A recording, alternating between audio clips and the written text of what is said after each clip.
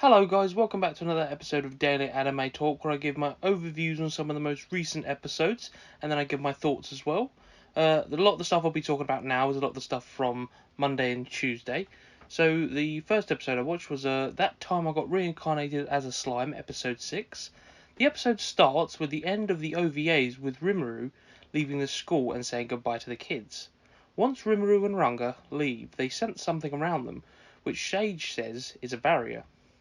Shoei appears injured and tells Rimuru to run, then he evaporates. Rimuru then tells Ranga to hide in his shadow.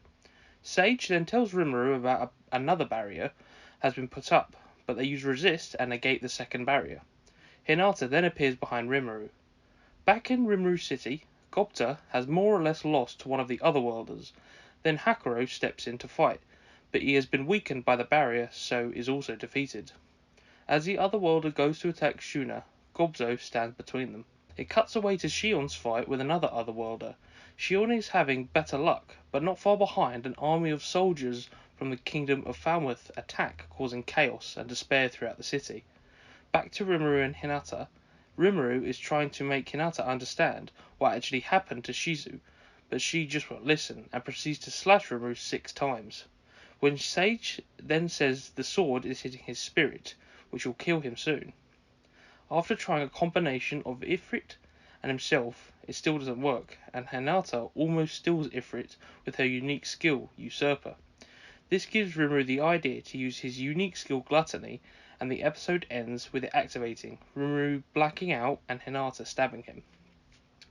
I really enjoyed this episode. It's a lot more different tone than the whole first season and a lot of the start of this second season.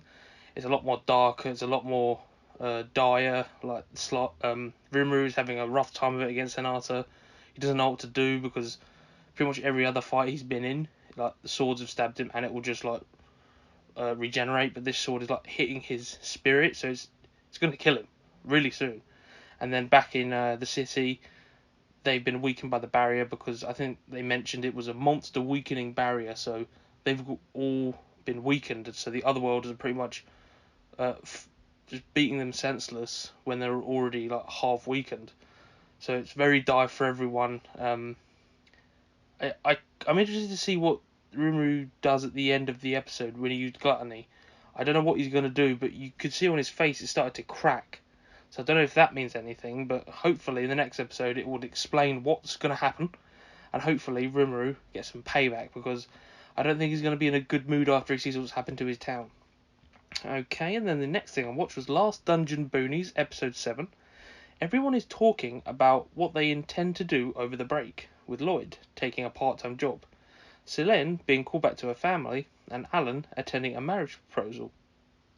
Alka and Maria argue who is going to spend time with Lloyd, but he says he wants to go to the part-time job by himself, and not always rely on them, which actually crushes their spirits. The hotel manager for Lloyd's part-time job is actually an army friend of Chrome, and when he sees how capable Lloyd is, he is grateful to bring him on board. Once Lloyd is settled in, the manager tells him that they will be taking care of a noble who is staying, and once they are introduced, the noble and Lloyd hit it off talking about the nearby forest. The noble then mentions an investigation of the forest which piques the manager's interests. The noble has actually been investigating the supposed growing of treants in the nearby forest, and is using a marriage proposal with his son to gain the suspect party's trust. The son so happens to be Alan. Riho has also decided to visit the hotel using the tournament win money, and runs into Lloyd. The other marriage proposal individual just so happens to be Selene and her father. Both parties meet, but Lloyd has to take the place of Alan after what seems to have been heatstroke from a bath. Selene drags Lloyd away, all happy, while the two fathers discuss the true matter at hand. Lloyd, Selene, and Riho then decide to search the hotel for any suspicious activities. This was a fun episode. It was nice how, I know, very unlikely, but how they all managed to go different ways and all end up in the same hotel. That was quite funny. Especially when Selene found out she was having the marriage proposal as well, and then, oh, I don't like this person, and then Lloyd walks in and she completely switches gears, throwing the knives she had strapping at the table and jumping at Lloyd. That was quite funny. I'm interested to see what this investigation into the treants in the forest is. We might get some big fights, because I think if I'm right, treants are the like Lord of the Rings kind of like big walking trees. Maybe, I'm not quite sure. It's good to see them get to spend some time outside of the main area, like the town and the school, and get to go to different areas like this hotel and the forest. And I imagine what is going to happen, they're going to go investigate the forest, and Lloyd's going to have to use his overpowered abilities to destroy some treants and monsters, and that will cause a bit of chaos, I imagine. But it should be good. I always like these like two-part ones, because they build it up, and then we're like, oh, we're going to enjoy this next one, and then all the action in the next episode. So I'm looking forward to next week. Okay, and then the next thing I watched was Black Clover, episode 164. The episode starts with Aster inside his own mind and seeing the devil inside completely enraged, and keeps repeating, "They will kill." This even scares Aster. He then wakes up, unable to move, and not sure what has happened. Dante and Yami are still facing off, and Dante tells Yami their plan to take William and Yami and use them to open a portal to the underworld to allow devils to come through. Yami declines and calls Dante a creep. Then cut to the Heart Kingdom, where the Dark Disciples are attacking, with one attacking the forest. Charmy bolts over to protect it. After the one Dark Disciple thinks she has beaten Charmy, she starts to let her guard down. But as soon as Charmy transforms into a battle mode with the wolf, now instead of the usual sheep, Charmy uses her food magic to overwhelm the Dark Disciple and beats her relentlessly, winning and protecting her precious food and forest. Next it cuts to Leopold, who is fighting another Dark Disciple, but this one uses eye magic, and while watching from a distance is sniping Leopold with mana. After deducing his location, fires back, but the Dark Disciple simply dodges and moves out of range. After repeated attempts, Leopold creates a magic circle of huge proportions over a large area, and sets off his magic in a giant fireball, so it didn't matter where the Dark Disciple was, he was done for. Garja has now also beaten one of the Dark Disciples, so decides to quickly return to Laura Petrica. Laura Petrica, Mimosa, and Noella are all watching when they are also attacked by a Dark Disciple, but were ready and instantly take him out. But just behind him is a menacing aura.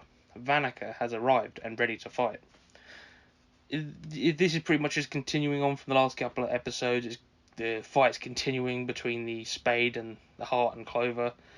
I'm happy to finally see Vanica. I want to see what she can do, because we've seen the other bloke who was facing but I can't remember his name. We've also seen Dante and his gravity, but Vanica we don't actually know. Her Dark Disciples seem to be very protective and willing to do anything for her, so it'll be interesting to see what she can do. It was good to see Charmy. Her food magic is always fun to watch, especially when she transforms and gets really serious. That's always fun to see. And then we got to see Leopold go full on, because he's been shown to be quite powerful, but he hasn't gone full out very much, because he's always comparing himself to his brother and sister, so doesn't think he can do anything to help really. But when he actually puts his mind to it, he can do a good job. And then we get to see Aster's devil at the start. That was really good. It's nice to see the devil isn't always in control, because every time we see him, he's always like the background character trying to take control, and now we've seen he's not the all-powerful being that can control himself. He's almost just as human as Aster is, so that was cool. Yeah, that pretty much covers everything from Black Clover until next week. I really can't wait to see what Yami does. I want to see if he can actually beat Dante, and if we're going to have Yami go and get William, because he's been captured already, so I imagine Yami's going to have to go get him, but we should see soon. The next thing I watched was Otherside Picnic. After the event of the previous episode, Sora wakes up in a hotel room with Toriko, and recalls that after they returned, they got drunk and went shopping. When Toriko wakes up, she says Sora promised to take her to the beach before returning home, so they go shopping for beach food and then take a taxi to the beach. Soon after, they both fall asleep in the taxi, and then wake up with the driver missing, and the taxi is overgrown with plants, and they have somehow ended up in the other side. They decide that since it doesn't look too dangerous, they will still visit the beach and enjoy their time, other side or not. They check a beachside building for anything dangerous, and then get changed and enjoy the beach, including some drinking and shooting practice. They then hear voices over a wall and investigate, and see what looks like extremely pale humans attacking each other, who they then notice Sora and Toriko attacking them. When using her eye, Sora sees that they aren't humans but piles of rubbish. When they see piles of what look like furry grey masses on the beach, like turtles, and also skinny white children like creatures speaking gibberish, they chase them. Sora and Toriko shoot them, but they keep coming back, so decide to get the hell out. They pull out the white hat they stole from the woman creature before, and Toriko uses her changed hand to open a portal back to the regular world, just missing the creatures. They end up back on the beach and take a rest on a hillside, and wonder how they will get home. This was a fun one. It pretty much continues, again, another episode that continues on from the last one, and this is a bit more relaxed in comparison to other episodes. They weren't in great danger. It was pretty much just rubbish monsters. But yeah, it was the beach episode for this series, if you want to think of it like that. It's good to see this world become more involved. It's not just not doing anything, it's waiting for them to come in. It's actually purposely going after them, pulling them into the world. And also, at the end of the episode, you saw I think it was a sister or friend of Toriko, who she's looking for up in the sky, so maybe she's a bit more involved than we all think she is. So it should be good to see. Hopefully these next batch of episodes it explains a bit more about the other side, because at the moment it's still so much more of a mystery. We still don't know much. We know that it's a crazy world that pulls people in and people get trapped there, but we don't really have a full grasp of what this other side is. But hopefully we find out. Okay, so the next thing I watched was Sorcerer Stabber Orphen episode 5. The undercover sorcerer continues to lead Orphen, Magic and Cleo down through the tunnels towards the cathedral. While they are walking, the sorcerer mentions that since the tunnels are not looked after or maintained, they tend to flood quite often, and almost on cue the tunnels flood. Not long after, Orphen wakes up with the sorcerer not far behind, and Orphen then confronts him about faking, and he admits being a man of the church. His name is Name Only, and he is a death instructor for the Church of Kimluck. Church guards then surround Orphen, and Orphen and Name Only start their fight. Magic wakes up, dazed and confused, but is next to Cleo, who is heavily injured, so Magic tries to heal her, but can't, so carries her to try and find Orphen. After defeating all the guards, Orphen runs, but Name Only is still after him, and starts to whittle away with knife slashes and can't land a finishing blow. Magic and Cleo are then surrounded by guards. Magic finds the courage and knocks them all out. Name Only then starts rambling about gods and sorcerers, and after almost overpowering Orphen, he starts excessively bleeding. Up to this point, Orphen had broken his leg, but with the use of drugs can still manage to walk. Soon after, Name Only rolls up Orphen, who angrily punches him almost all the way through, and this kills him. Completely taken over by his emotions, Orphen screams. This was cool. It was nice to see the church showing their power. Like, we've seen how powerful sorcerers can be, but I guess it's not much as power for the church, it's more influence. Like, they brainwash these people to believe in God and like follow his ruling and do what they're told. And like this Name Only character, he believes that God is there and wants him to do these things and will do anything. Like, the character is 17, but he looks like a 40-year-old, so he will risk everything in the name of God, which you could see it on Orphen's face in the episode. He was scared. He didn't like it at all, and especially at the end of the episode, after he started rambling about Sorcerer and everything, Orphen just completely lost it. It was good to see, because a lot of the time Orphen is very composed character, or he just gets a bit mad with Cleo or Magic, but in this end of the episode, he showed real emotion. He was like scared that he'd done what he'd done. He didn't want to kill him, but in his rage he did. And in the preview, you can see that he is gonna have to deal with it now, and he doesn't know how he's going to, which is quite interesting because we haven't seen this from Orphen before. But hopefully we'll get to the cathedral next episode and we can build up the war between the sorcerers and the church. Okay, and then the last episode I watched was Musume episode 7. McQueen is finally back and gets right back into winning, to the surprise of no one, and the begin to hyper up begins again. After beating Bourbon, Rice Shower was one of the main horse girls to take the spotlight, but all she ever heard was people sad that Bourbon lost and not celebrating her win. After McQueen hears about Rice Shower, she becomes interested in her as an adversary. When McQueen approaches Rice about the next race and says she's looking forward to racing her, Rice says she doesn't want to race again. After discussing with the rest of Speaker, Tio assures McQueen they can convince Rice to race again.